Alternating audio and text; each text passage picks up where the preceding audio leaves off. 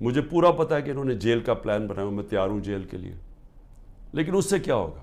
جب میں جیل چلا جاؤں گا ڈسکوالیفائی کر دیں گے مجھے، اتنے کیسز ہیں کبھی بھی کر سکتے ہیں، اس سے کیا ہوگا؟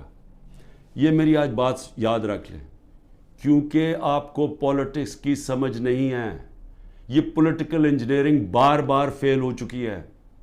یہ جو آپ کرنے جا رہے ہیں، میری ذرا سن لیں بات، مجھے آپ ڈسکوالیفائی کریں گے، میں جیل میں ڈالو گے، تب بھی پی ٹی آئی جیتے گی۔ تحریک انصاف کا ووٹ بینک بڑھتا جا رہا ہے، یہ ظلم کی وجہ سے اور لوگ ہمارے ساتھ آ گئے ہیں۔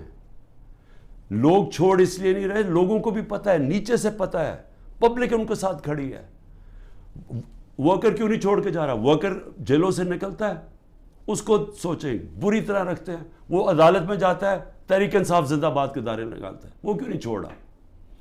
کیونکہ قوم جب ایک نظریے کے ساتھ کھڑی ہو جائے، آپ ڈنڈے مار کے ان کو نظریہ نہیں ان سے نکال سکتے۔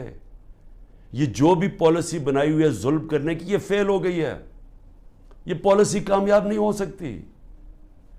آپ جب بھی الیکشن کروائیں گے، میرے سے آج لکھ کے لے لیں، تحریک انصاف سویپ کرے گی، بلکہ آپ نے پی ڈی ایم کا جنازہ نکال دیا ہے، آپ نے ان پارٹیز کو بالکل جو رہی صحیح کسر رہی ختم کر دی ہے، یہ اب الیکشن ہی نہیں لڑنے کے قابل۔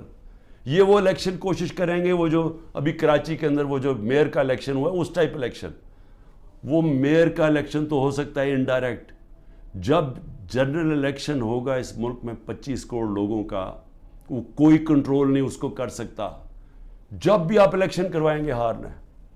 لیکن یہ ملک کا کیا بن رہا ہے؟ میں تو صرف اس لیے آج پوچھ رہا ہوں، میں بار بار ڈائلاگ کی بات اس لیے کرتا ہوں، مجھے اپنے ملک کی فکر پڑی ہوئی ہے، مجھے اپنی فکر نہیں ہے، کیونکہ جو بھی آپ کریں گے، مجھے یہ اللہ، جب قوم ساتھ کھڑی ہے تو مجھے کس چیز کی فکر ہے؟ لیکن ملک کی فکر ہے، کیونکہ ملک، ہم لیبنان کی طرف تیزی سے جا رہے ہیں۔